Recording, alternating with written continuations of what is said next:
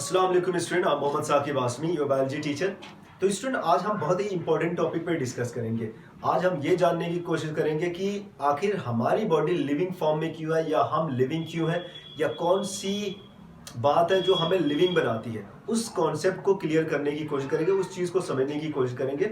और ये specially class 11th वालों के लिए इंपॉर्टेंट भी है, क्योंकि क्लास 11 में जब आप पढ़ेंगे तो उसमें एक कॉन्सेप्ट ऑफ मेटाबॉलिज्म दिया हुआ है। और अब जब कॉन्सेप्ट ऑफ मेटाबॉलिज्म को समझने की कोशिश करेंगे तो इस चीज़ को आप समझेंगे। देखो, सबसे पहले मैं आपको बताता हूँ हम जिंदा क्यों हैं।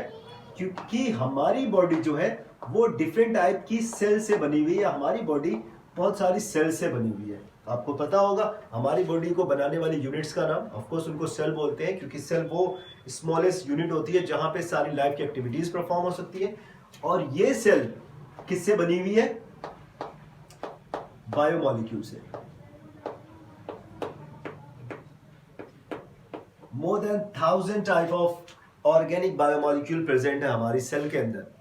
आप बायोमॉलिक्यूल के बारे में जानते होंगे, फॉर एग्जांपल जैसे प्राइमरी मेटाबोलाइट का तो नाम ऐसे ही ऑलरेडी आपको पता होगा। जैसे कि आपको कार्बोहाइड्रेट, हमारी बॉडी या हमारी सेल जो है वो कार्बोहाइड्रेट की बनी हुई है, प्रोटीन की बनी हुई है, न्यूक्लिक एसिड इसमें पाया जा रहा है, इसमें आपके लिपिड्स पाए जा रहे हैं, और बहुत सारे सेकेंडरी मेटाबोलाइट्स हैं जिनका हमें फंक्शन पता ही नहीं है उन बायोमॉलिक्यूल्स का। हम जिन मॉलिक्यूल्स को जानते हैं, ये बायोमॉलिक्यूल्स जो है ना, ये बहुत ही इंपॉर्टेंट है। ये किसको बना रहे हैं? सेल को बना रहे हैं। और ये बायोमॉलिक्यूल कभी भी एक फॉर्म में कॉन्स्टेंटली उसी फॉर्म में रुके नहीं रहते, कांस्टेंट नहीं रहते।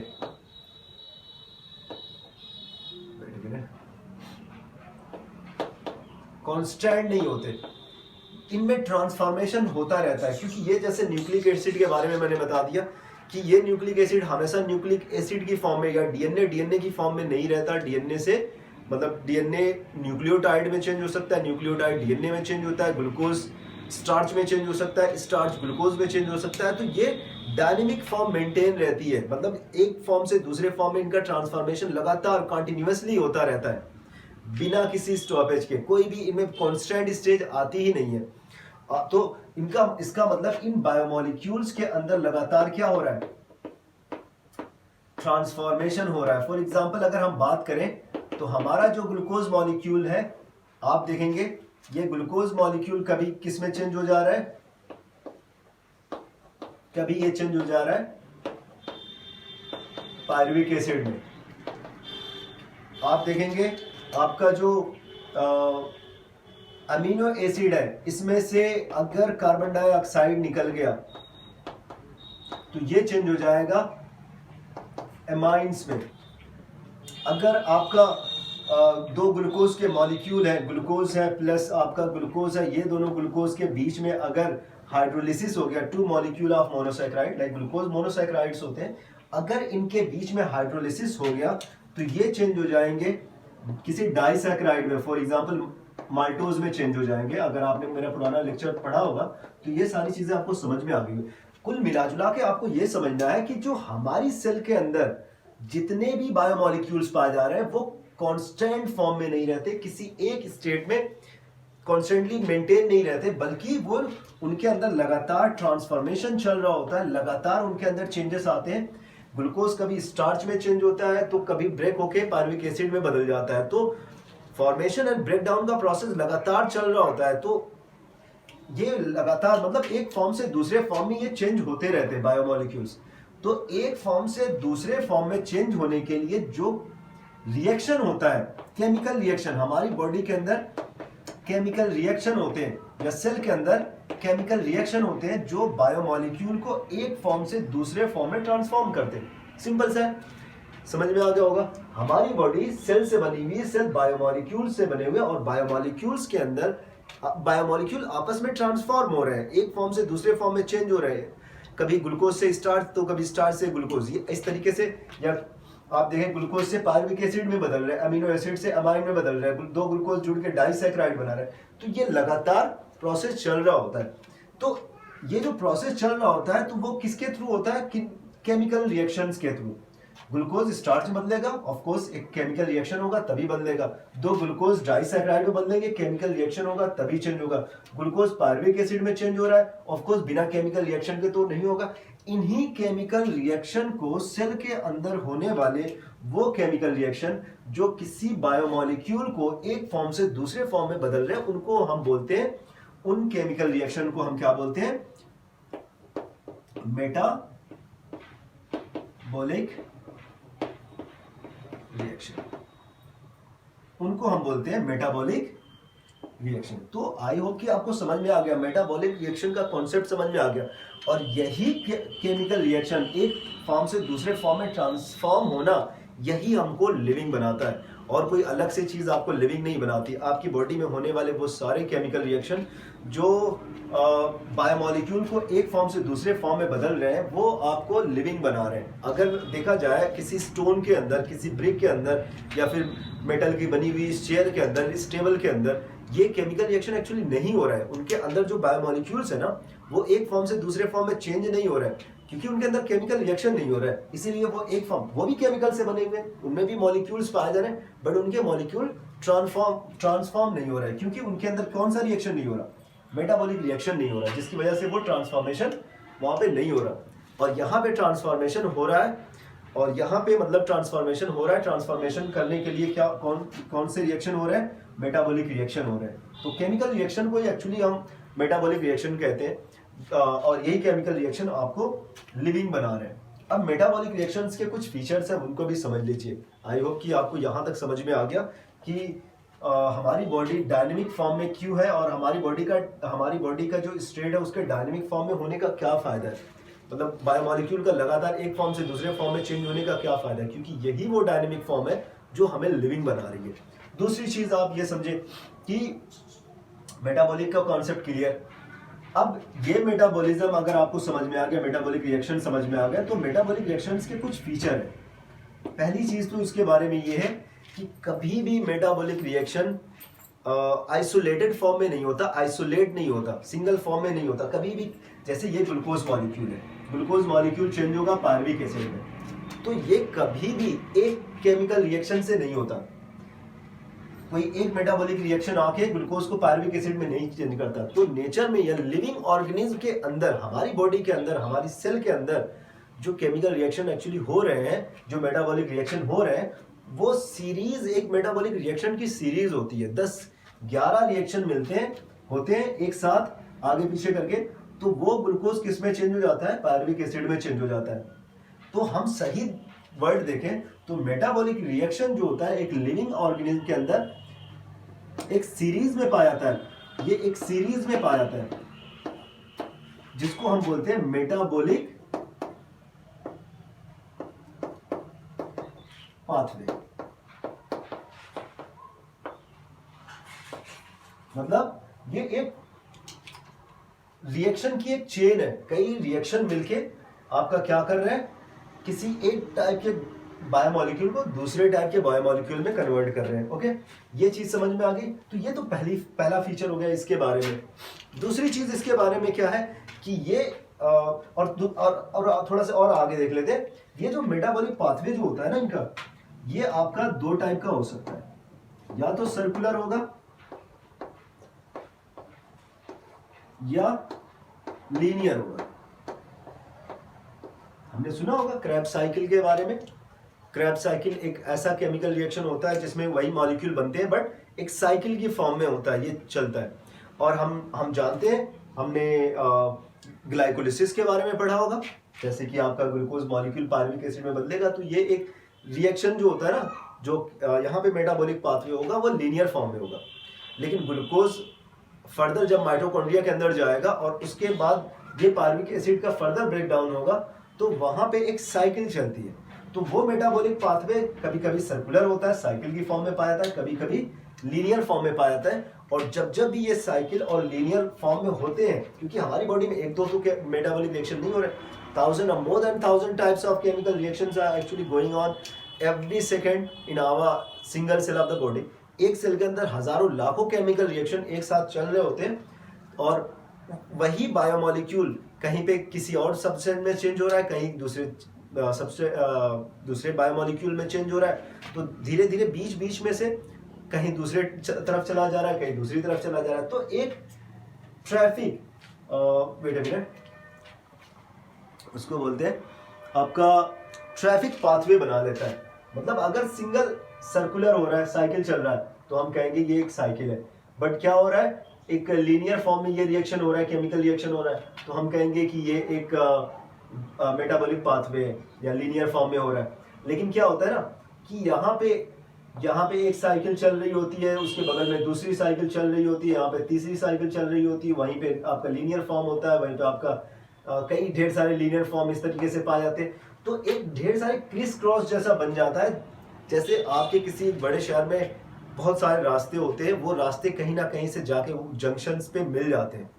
तो बहुत सारे ऐसे जंक्शंस पाए जाते हैं, तो उनको जैसे ये पूरा एक ट्रैफिक की तरह से बना लेते हैं। तो ये हमारी सेल के अंदर जो ढेर सारे मेटाबॉलिक पाथवे होते हैं एक साथ काम करते हैं, तो ये बनाते हैं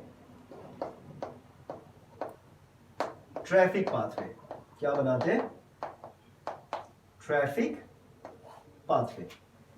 क्योंकि एक दो रिएक्शन तो हो नहीं रहे, एक दो मेटाबॉलिक पाथवे तो हो नहीं रहे, बहुत सारे मेटाबॉलिक पाथवे हैं और सारे के सारे हमारी बॉडी में हो रहे हैं। तो कोई इस डायरेक्शन में जा रहा है, कोई किसी डायरेक्शन में जा रहा है, बट बायोमोलिक्यूल एक फॉर्म से दूसरे फॉर्म में ट्रांसफॉर्म हो रहा है, कुल मिला के यही है।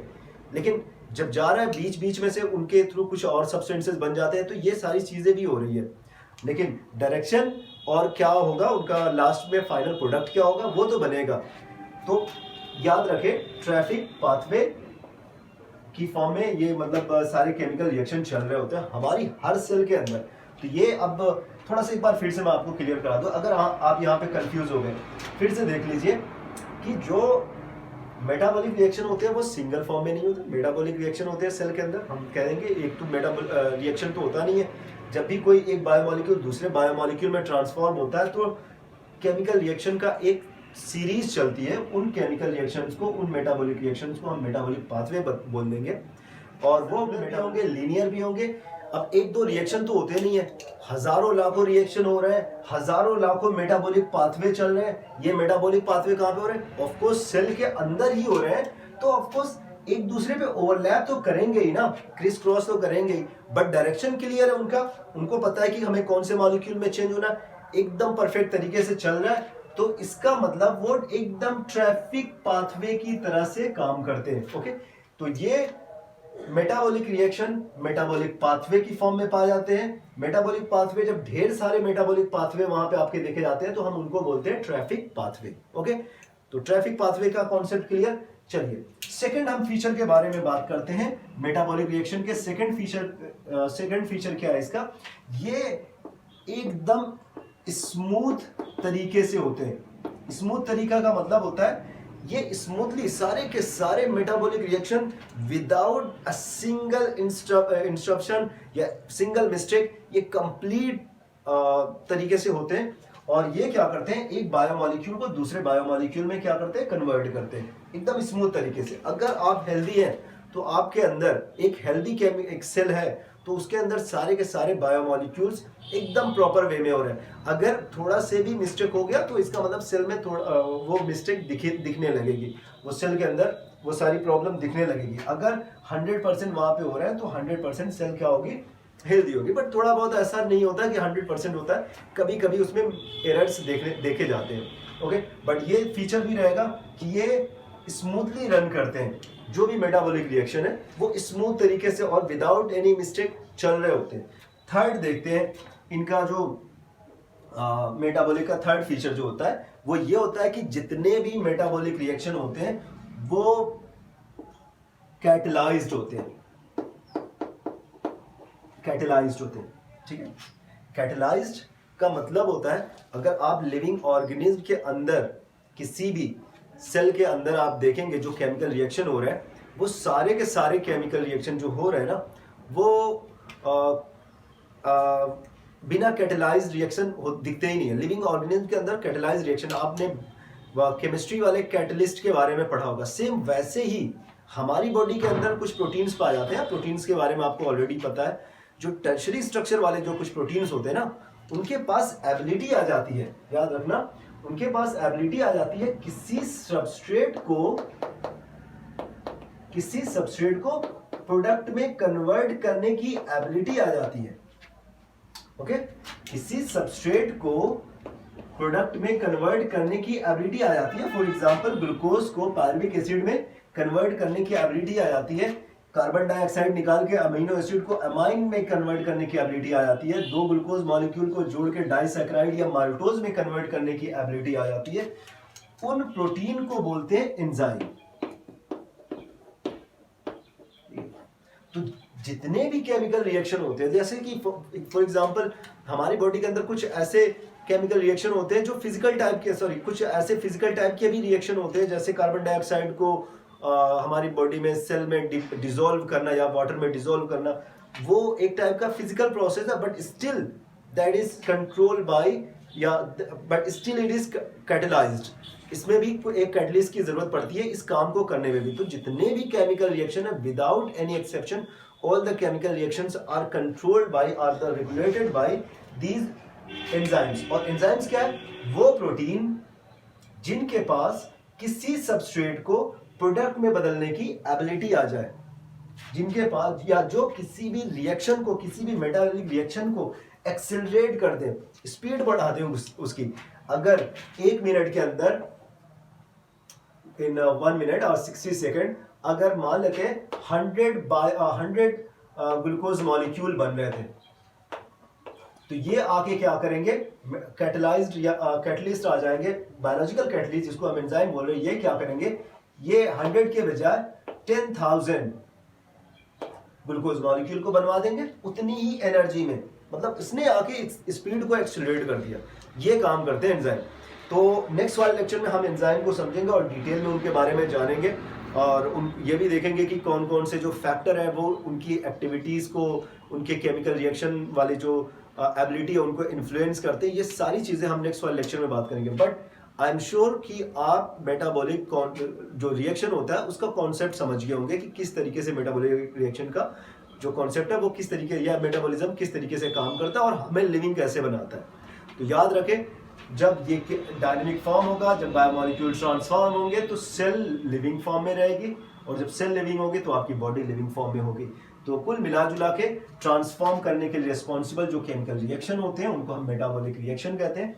And metabolic reaction are the reason, और these chemical reaction are actually responsible for making you living organism। आप लिविंग है, आपके अंदर लाइफ है, आपके अंदर जान है, आप घूम रहे हैं, फिर रहे हैं, इसका मतलब आपके अंदर, बॉडी के अंदर बहुत सारे केमिकल रिएक्शन जो है मेटाबॉलिक रिएक्शन चल रहे होते हैं। और मेटाबॉलिक रिएक्शंस के 2-3 फीचर हमने बता दिए। एक तो ये कि ये सीरीज में होते हैं, कोई भी केमिकल रिएक्शन एक आइसोलेट फॉर्म में नहीं होता। दूसरा, ये दूसरे उसी में हमने बताया था कि ये स्मूथली रन करते हैं। और तीसरी चीज, ये जितने भी केमिकल रिएक्शन होते हैं ये कैटलाइज्ड होते हैं। ओके, तो सारा जो चीज थी metabolic, the concept of metabolism के बारे में मैंने आपको वहाँ पे समझा दिया है। अगर कहीं से भी कोई प्रॉब्लम आ रही है तो आप कमेंट बॉक्स में लिख के बताएं। और जो मेटाबॉलिज्म क्या होता है और सारी चीज़ें हैं, आप अपने नोट्स पे इसको नोट कर लें। और आई होप कि सारे स्टूडेंट का कॉन्सेप्ट क्लियर हो गया होगा। तो आज के लेक्चर बस इतना ही। Thank you so much.